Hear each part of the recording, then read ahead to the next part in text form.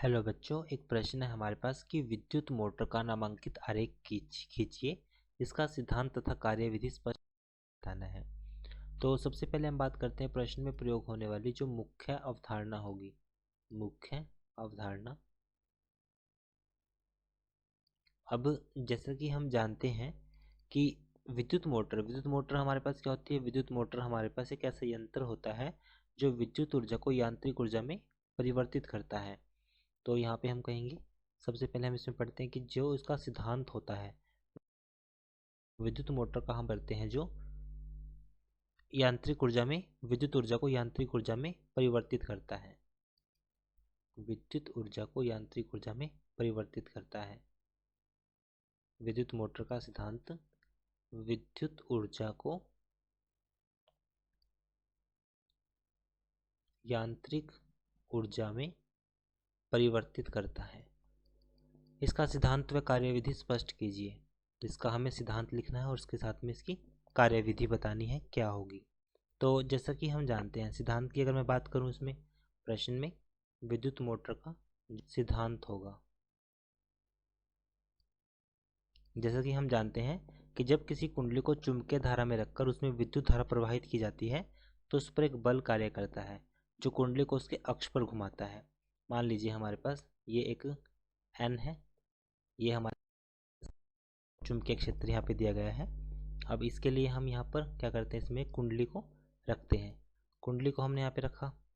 अब जैसे ही कुंडली को हम यहाँ पे रखते हैं, ये इसका वो अक्ष है जहाँ पे वो जो कुंडली है वो घूमती है। जब कुंडली को चुंबकीय धारा में रखकर उसमें विद्युत धारा प्रवाहित की जाती है तो उस पर एक बल कार्य करता है जो कुंडली को उसके अक्ष पर घुमाता है। जो कुंडली को उसके अक्ष पर घुमाता है। अब कुंडली पे अक्ष पर घूमेगा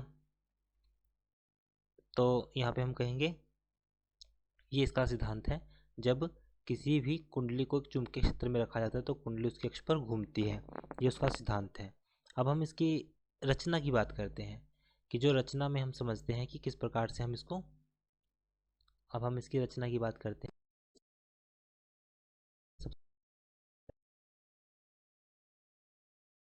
बस में हमारे पास एक प्रश्न के अनुसार एक कुंडली होगी।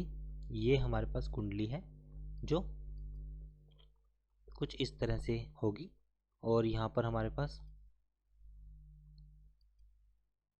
दो विभक्त वलय होंगे अर्धगोलाकार।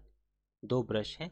एक ब्रश हमारे पास यहाँ पर है B1 और एक हमारे पास यहाँ पर कुंजी है और एक ब्रश हमारे पास यहाँ पर है B2। ये वाला, ये धनात्मक है, ऋणात्मक है, धनात्मक है, ऋणात्मक है, धनात्मक और ऋणात्मक। ये कुंडली का अक्ष है।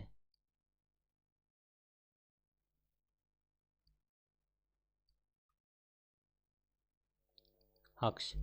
तो रचना, चुंबक हमारे पास क्या होता है, एक शक्तिशाली अवतल बेलनाकार चुंबक जैसे नाल चुंबक का कार्य है। शक्तिशाली चुंबक यहाँ पे हमारे पास बनता है। ये तो शक्तिशाली चुंबक है, साथ में हमारे पास क्या है, कुंडली। कुंडली क्या होती है, एक आयताकार लोहे की बनी, उस पर एक तांबे की तार को लपेटकर कुंडली के रूप में दिया जाता है जिसमें विद्युत धारा का प्रवाह किया जाता है और इसे चुंबकीय क्षेत्र में रखा जाता है। जिससे इस पर बल लगाया जाता है तो यह अपने अक्ष पर घूमता है। चित्र में ABCD कुंडली को दर्शाया गया है। अगर मैं कुंडली की बात करूं तो कुंडली इस प्रकार से यहाँ पे ABCD कुंडली में दर्शाया गया है। उसके बाद विभक्त वलय। विभक्त वलय हमारे पास क्या होते हैं, ये अर्धगोल गोले छल्ले होते हैं। ये हमारे पास की अर्धगोलाकार छल्ले होते हैं। अब ये अर्धगोलाकार छल्ले होते हैं और एक दिक् परिवर्तक का कार्य करते हैं। ये कुंडली के दोनों सिरे परस्पर जुड़ी रहती है। कुंडली के अर्ध घूर्णन के बाद ये विद्युत धारा से को उत्क्रमित करती है। चित्र में S1 और S2 से दर्शाया गया है। ये S1 और S2 ये हमारे पास क्या है, विभक्त वलय। ब्रश हमारे पास क्या है, B1 और B2 दो ग्रेफाइट व लचीली धातु की छड़ें होती है जो अर्धगोले परस्पर एक दूसरे से जुड़े होते हैं। इनका काम कुंडली को निरंतर विद्युत धारा भेजना है। फिर हम बात करते हैं, ये हमारे पास है बैटरी।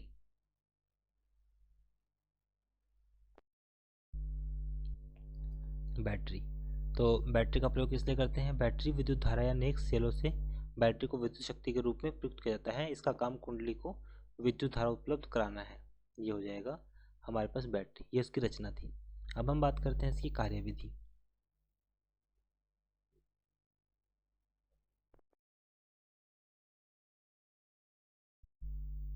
विधि को समझते हैं कि जब शुरुआत में जो कुंडली है उसको ABCD, ये हमारे पास कुंडली थी जिसको हमने किस तरह से दिखाया था, A।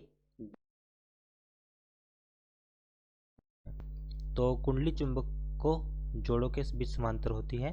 जब कार्बन पुरुष P1 व P2 से होते हैं तो अर्धगोले छल्ले S1 S2 द्वारा कुंडली में से विद्युत धारा प्रवाह हो जाती है। जैसा कि चित्र 1 में विद्युत धारा की दिशा C से D तक और A से B की ओर होती है। जो धारा है वो A से B व C से D की ओर होती है। तो इस तरह हमारे पास जो कुंडली होगी वो वामवर्ती घूमने लगेगी। वामवर्ती मतलब इस तरह से हमारे पास जो कुंडली है वो घूमने लगेगी। तो कुंडली वामवर्ती घूमेगी जिसकी वजह से धारा उत्क्रमित होगी। इस प्रकार कुंडली निरंतर घूमती रहती है। ये इसकी कार्यविधि है। अब प्रश्न में साथ में पूछा गया है कि विद्युत मोटर में विभक्त वलय का क्या कार्य होता है। तो विभक्त वलय, जैसा कि हमने पढ़ा कि विभक्त वलय हमारे पास ये क्या होते हैं, अर्धगोलाकार छल्ले होते हैं जो दिक् परिवर्तक का कार्य करते हैं। दिक् परिवर्तक मतलब जो दिशा का में परिवर्तन करें। ये कुंडली के सिरे परस्पर जुड़े होते हैं। कुंडली के अर्ध घूर्णन के बाद ये विद्युत धारा को उत्क्रमित करते हैं। जो हमारे पास विभक्त वलय होते हैं ये दिक्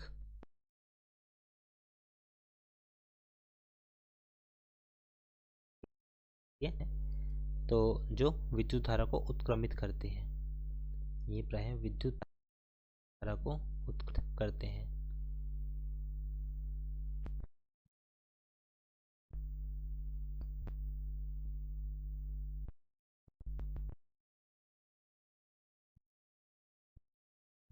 को उत्क्रमित करते हैं।